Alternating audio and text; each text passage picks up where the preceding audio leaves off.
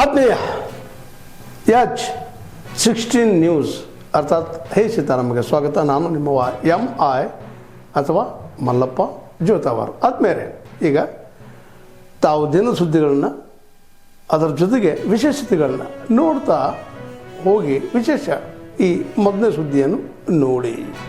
ಆಯ್ತಾ ಈಗ ಜ್ಞಾನೋದಯ ಆಗಿದೆಯಾ? ಅವತ್ತೊಂದು ಸಲ ಫೋನ್ನಲ್ಲಿ ಅಪ್ಪಯ್ಯ ನಾನು ಹೇಳಿದ್ದಾರೆ ವರ್ಗಾವಣೆ ಇನ್ನೊಂದು ಯಾವುದದು ನಾನು ಹೇಳಿದ್ದೆ ಯಾರು ಅಂತ ಹೇಳ್ತಿರಲ್ಲ, ಅಪ್ಪಯ್ಯ ಅಪ್ಪಯ್ಯ ಅಪ್ಪಯ್ಯ ಅಂತ ಹೇಳಿ ಆಗಾಯ್ತಿರ್ಲಿಲ್ವಂತ. ಈಗ ಅವ್ರಿಗೆ ಕಣ್ಣಿಗೆ ಕಾಣ್ತಾ ಇದೆಯಾ ಇವೆಲ್ಲ?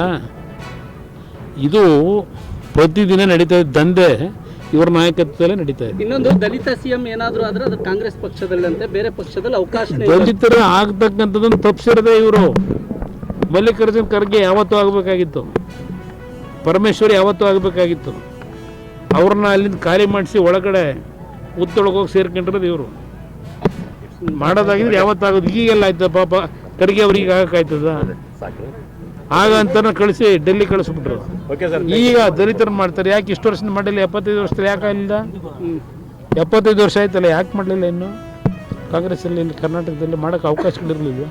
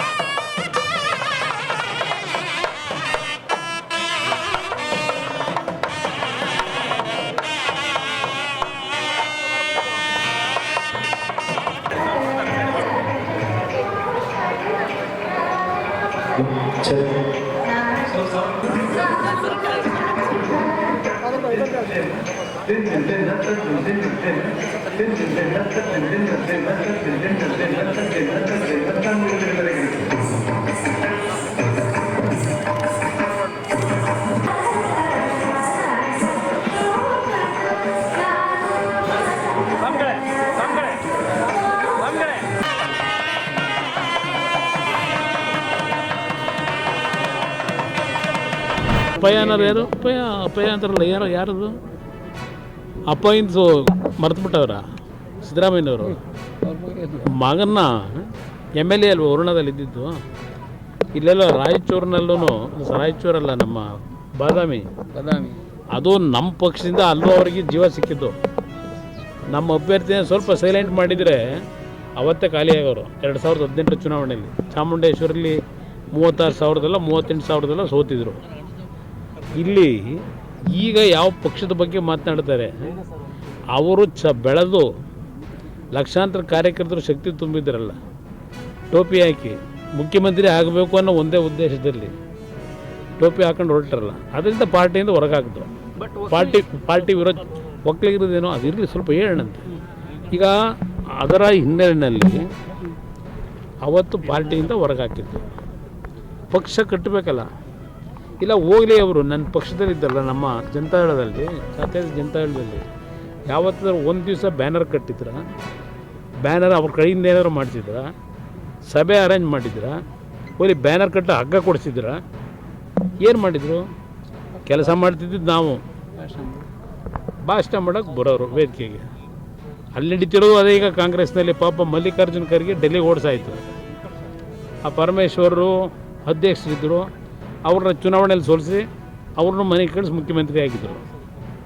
ಇವರಿಂದ ದೇವೇಗೌಡರು ಕುಟುಂಬದಲ್ಲಿ ಯಾವ ರೀತಿ ನಡ್ಕೊಂಡಿದ್ದೇವೆ, ಎಷ್ಟು ಜನ ರಾಜಕೀಯವಾಗಿ ಬೆಳೆದರು, ಎಷ್ಟು ಜನ ಬೆನ್ನಿಗೆ ಚುರಿ ಹಾಕಿ ಹೋದರು. ನಾವು ಬೆನ್ನಿಗೆ ಚುರಿ ಹಾಕಿ ಹೋಗಿ ಅಂತ ಹೇಳಿದ್ವಾ? ಇಲ್ಲಿದ್ದಾಗ ಚೆನ್ನಾಗೇ ಇದ್ದರು, ಯಾವುದು ಹೆಸರುಗಳು ಹೇಳೋರಲ್ಲ, ಅವರೆಲ್ಲರೂ ಇಲ್ಲಿ ಚೆನ್ನಾಗೇ ಇದ್ದವರು. ಯಾವಾಗ ದೇವೇಗೌಡರು ಬೆನ್ನಿಗೆ ಚೂರಿ ಹಾಕಿ ಕೊಟ್ಟರು ಮನೆಗೆ ಹೋದರು. ಅದಕ್ಕೆ ನಾವೇನು ಮಾಡೋಕ್ಕಾಯ್ತೀವಿ? ಇವತ್ತಿನ ದಿನ ಮಂತ್ರಾಲಯಕ್ಕೆ ಗುರುಗಳಾದಂಥ ರಾಘವೇಂದ್ರ ಸ್ವಾಮಿಗಳ ಆರಾಧನಾ ಕಾರ್ಯಕ್ರಮದಲ್ಲಿ ಭಾಗವಹಿಸಲಿಕ್ಕೆ ಮಂತ್ರಾಲಯಕ್ಕೆ ಬಂದಿದ್ದಾರೆ. ಇವತ್ತಿನ ಕಾರ್ಯಕ್ರಮವೇ ಧಾರ್ಮಿಕ ಕಾರ್ಯಕ್ರಮ.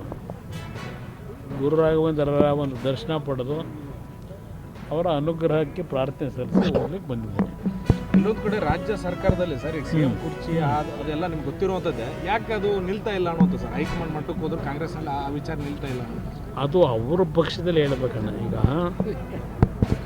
ಕಳೆದ 2.5 ವರ್ಷದಲ್ಲಿ ಪ್ರತಿನಿತ್ಯ ಒಂದು ಗ್ಯಾರಂಟಿಯ ಜಾಹೀರಾತು ಕಾಂಗ್ರೆಸ್ ಸರ್ಕಾರದಲ್ಲಿ, ಇನ್ನೊಂದು ಮುಖ್ಯಮಂತ್ರಿ ಚೇರಿನ ಜಾಹೀರಾತು. ಇವೆರಡು ಪ್ರಮುಖವಾಗಿ ಓಡ್ತಾ ಇದೆ. ಗ್ಯಾರಂಟಿ ಕೊಟ್ಟ ಮಾತಂತ ಉಳಿಸ್ಕೊಂಡಿದ್ದೇವೆ, ಸತ್ಯವನ್ನಲ್ಲದೆ ಬೇರೇನೂ ಹೇಳಲ್ಲ ಅನ್ನೋದು ಅದೊಂದು ಭಾಗ. ಜಾಹೀರಾತುಗಳ ಕೈದು ಗ್ಯಾರಂಟಿಗೆ ಜಾಹೀರಾತುಗಳನ್ನ ಕೊಡ್ತಕ್ಕಂಥ. ಮತ್ತೊಂದು ಕುರ್ಚಿಯ ವಿಷಯದಲ್ಲಿ ಮುಖ್ಯಮಂತ್ರಿಗಳ ಕುರ್ಚಿಯ ಬಗ್ಗೆ ಮಾತನಾಡ್ತಕ್ಕಂಥದ್ದು ಇಲ್ಲಿ ನಡೀತಾ ಇದೆ. ರಾಜ್ಯದ ಅಭಿವೃದ್ಧಿ ಬಗ್ಗೆ, ರೈತರು ಬೆಳೆದಂಥ ಬೆಳೆಗೆ ಯಾವ ರೀತಿ ಬೆಲೆ ದೊರಕಿದೆ, ಮಾರಾಟ ಮಾಡಲಿಕ್ಕಾಗಿದೆಯಾ, ಖರೀದಿ ಕೇಂದ್ರ ಮಾಡಿದ್ದಾರಾ, ಇದು ಯಾವುದು ಅವರಿಗೆ ಆ ಕಡೆ ಗಮನ ಇಲ್ಲ.